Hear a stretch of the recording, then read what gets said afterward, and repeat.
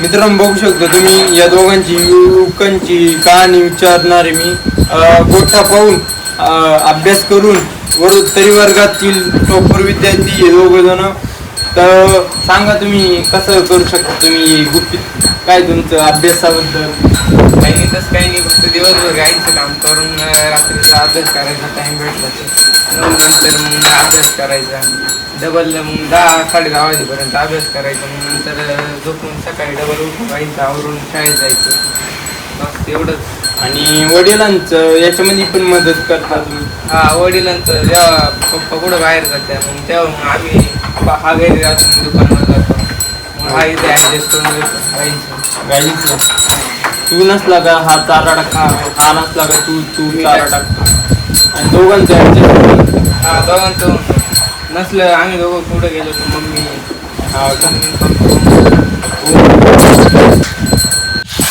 आज आलो होतो. मित्रांनो बघू शकता तुम्ही युवा उद्योजक हे दोघ जण तर शाळेत जाऊन अभ्यास करून सर्व शेती बघून तरी वडिलांच्या बिझनेसमध्ये हातभार लावून तरी सर्व बघू शकता. गोठा पण सांभाळताय, शेती पण करताय, वरून वडिलांचा बिझनेस पण बघताय आणि त्याच्यानंतर वर्गातील अभ्यास त्याच्यानंतर वर्गात टॉपर पण राहायचंय त्यांना. हे सर्व कहाणी समजून घेऊ आपण त्यांच्याकडून मुलाखत. तुमचा सकाळी उठल्यावर पहिले काय करता? सकाळी उठलो का पहिले काय शेण ओढायचं, गाईला खायला टाकायचं. त्याच्यानंतर मग 7 वाजता दूध काढतात पप्पा. हो पण शाळेत गेलो ना पप्पा दूध काढतात. आणि मग 12 वाजता शाळेतून आल्यावर गाई पाणी पाजायच्या.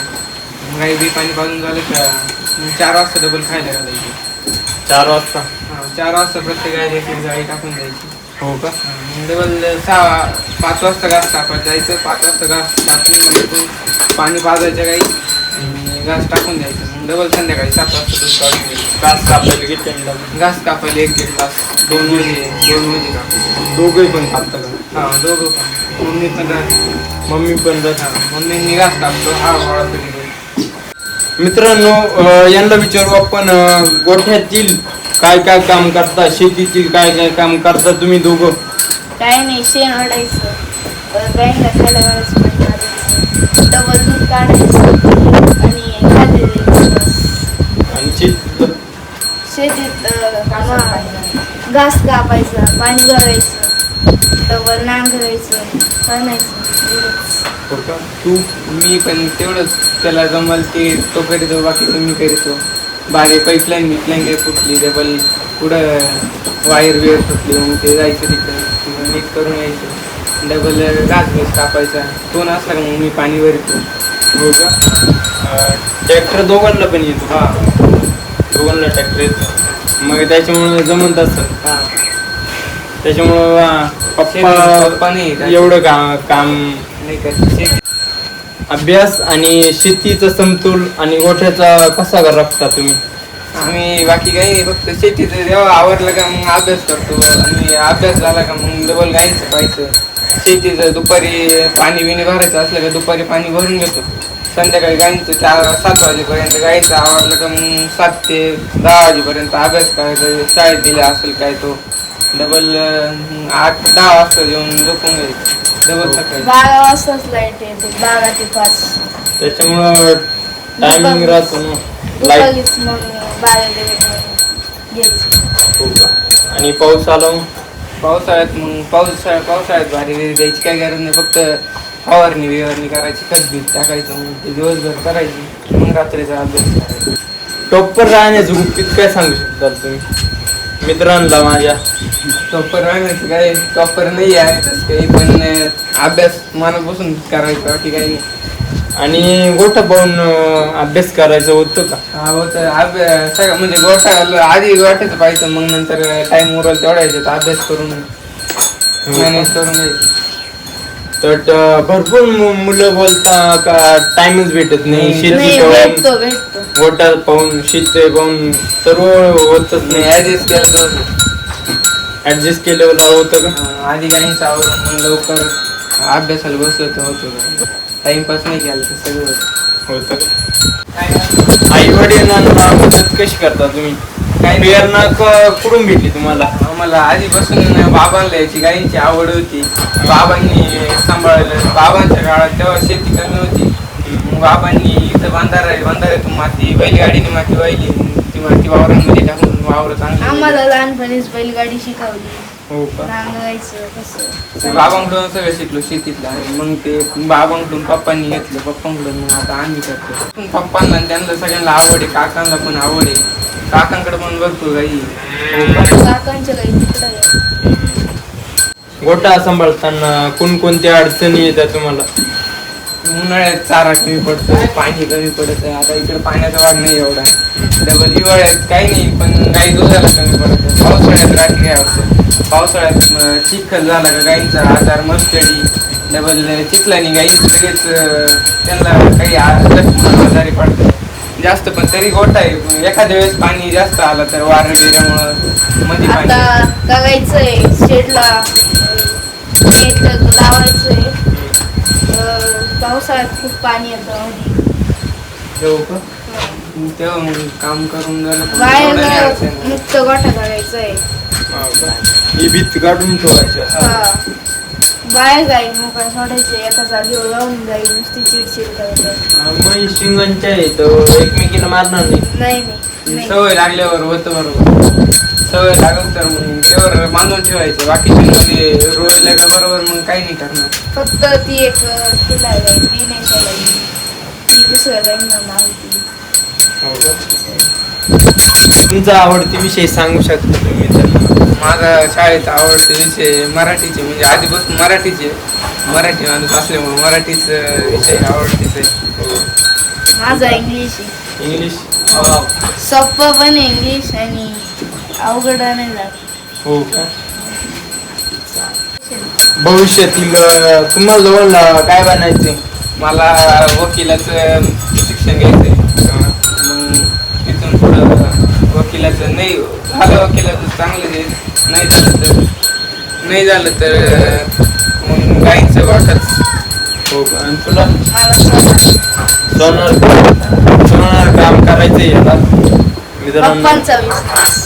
पप्पांचा वारसा पुढे चालवायचा याला आणि याला वकील व्हायचंय. आजच्या तरुणांना तुम्ही काय संदेश देता दोघ जण? काही नाही, फक्त सगळ्या मुलांनी असं ठरवलं ना तर करायचं काहीतरी तर होऊ शकतं.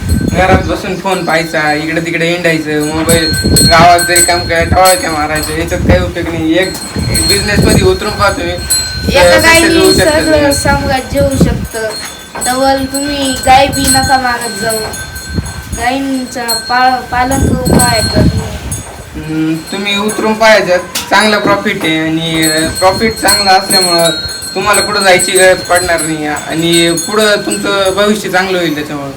आणि वर्गातील अभ्यास पण होतो का? अभ्यास म्हणजे गायींचं पाहून अभ्यास पण होतो. असं नाही का गायीचंच हे करा तुम्ही, बाकी शिक्षणाचं पण पहा आणि शिक्षण करून पण अभ्यास होऊ शकतो. डबल गायीने गोशाळेत देत जा.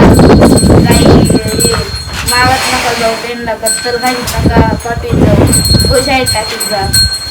शिक्षणासोबत शेती आणि पशुपालनाचा व्यवसाय कसा करतात याच्याबद्दल मित्रांना सांगू शकता तुम्ही? आम्हाला सल्ला देऊ शकता?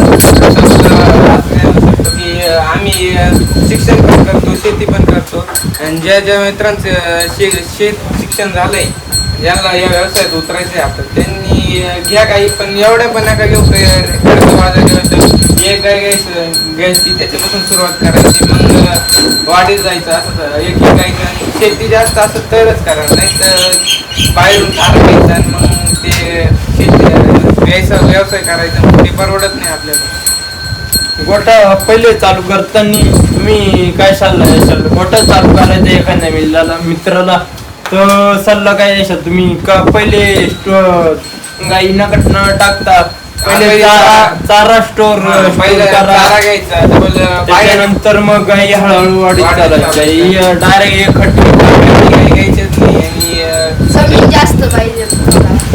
एवढं काही घेऊन ते अंगावर त्यांचं सक्सेस झालं तर ठीक, नाही तर आजारी पडले झाले गोरे डबल ते गौशाळेला द्यायचं, कारवड निघाले ते अजून आपण लॉस मध्ये जातो. तसं गायींचं एक गाय घेतली तर तुम्हाला परवडेल ते. आणि या गायींना आजारी पडला तर काय सांगू शकतो मित्रांनो? आजारी पडले तर फक्त एवढंच खचून जायचं नाही, आपण ट्रीटमेंट करीत राहायचं आपल्या पद्धतीने तेवढं होईल ट्रीटमेंट करीत राहायचं. बाकी काही नाही, फक्त गाई सल्ला तुम्ही ये नका सोडू. गोठा सांभाळून व शेती सांभाळून तुम्हाला सर्वात जास्त आनंद कशामध्ये मिळतो? शेतीतच जास्त आनंद आहे. शेती आणि हा व्यवसाय, या व्यवसायात म्हणजे जर का केला मनापासून तर चांगला आनंद आहे. आणि ज्याला प्रत्येकाला आवड असते त्याची, ज्याला आवड राहते तर या बिझनेसमध्ये चांगला सक्सेस लोक.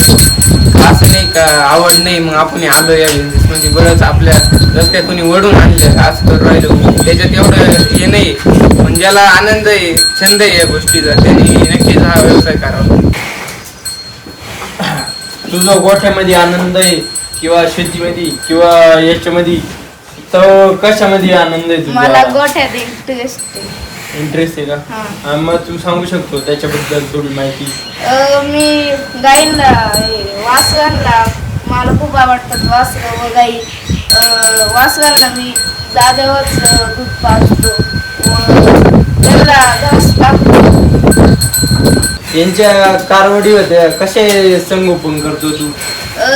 मी त्यांना एकदम लहान मुलांवाणी जगतो. त्यांना काही लागलं बिगलं तर मत करतो आम्ही व त्यांना खायला प्यायला चांगलं घालतो आणि दूध बीत पाजतो त्यांना. दूध डेअरी मध्ये अजून हे भेटतं वासरांसाठी खाद्य, ते खाद्य बिद्य चालू करतो आम्ही. हिंदुस्थानचं खाद्य राहतं ते खाद्य बिद्य आम्ही त्यांना लहानपणापासूनच देत चालत असतो. म्हणजे त्यांची वाढ वाढ चांगली, त्यांना काही आजार होऊ नये किंवा त्यांना काही. तुमच्या यशामध्ये आई वडिलांचे काही मोठे योगदान आहे ते सांगू शकतात, त्याच्याबद्दल महत्व सांगू शकतो? आमच्या आई वडिलांचे आई-वडील असले ना ते पप्पा पण आमच्या सकाळपासून लवकर 5:30 वाजताच उठतात.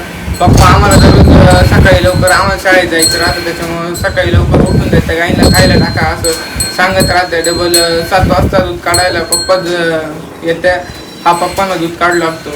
डबल संध्याकाळी पण 8 वाजता लवकर येते दूध बीत घालू लागायला. दूध घालायला पण पप्पा जातात आणि मम्मी चारा बिरा कापू लागते. आणि पावसाळ्याचं लाईट बीट गेली तर दूध बीत काढू लागते. हा नसलं तर मम्मी याला मला जोडी लागते, मी नसलो तर मम्मी याला करू लागते, पप्पा पण येतात. आणि घरी तर बाहेर वडिलांचा बिझनेस मध्ये काय काय मदत करू लागतो? पप्पा म्हणजे दुकान पण सांभाळतात आणि गाईचा पण व्यवसाय करतात, मग मी त्यांना काही मदत करायला लागत. पप्पा कुठं बाहेर कामानिमित्त गेले तर मग मी बिझनेस मध्ये तिथं दुकानात थांबतो, डबल घरी पण करू लागतो. आणि मित्रांनो, एवढ्या गाईंचं दूध कसं काढता तुम्ही? मशीन आहे आमच्या. मशीनी? आणि हाताने दूध नाही काढत? नाही, हाताने. हाताने किती गाई पर्यंत होते तेव्हा तुम्ही हाताने काढत होते? आमच्या 4 गाई होत्या तेव्हापासून आम्ही मशीन घेतलंय. आणि गाई जनली का 2 दिवस आम्ही फक्त जेव्हा कास सूज राहते ना कासेला तेव्हा हाताने काढतो, नंतर मग डायरेक्ट मशीन लावायला सुरुवात करतो. आणि आमच्या गाईला एक पण गाईला आला बिला घालायची काहीच गरज पडत नाही, गाई सगळ्या घरचं, त्याच्यामुळे आधीपासून त्यांना सवय आम्ही बिना बाल्याचं दूध काढतो. मित्रांनो, तुम्हाला भरपूर अशी माहिती भेटली. या दोघांनी भरपूर असा गायडन्स केलेला आहे, कसा गोठा सांभाळायचा, कसा शेती बघून अभ्यास होतो, सर्व होतं, काही पण करता येतं ते. यांच्या मित्रांनो यांनी भरपूर अशी गायडन्स केलेला आहे दोघांनी पण. चला आपला ब्लॉग इथंच एंड होतोय. तर आवडली असेल व्हिडिओ तर लाईक आणि सबस्क्राईब करा आणि शेअर पण करा मला. जय महाराज, जय शिवगाय.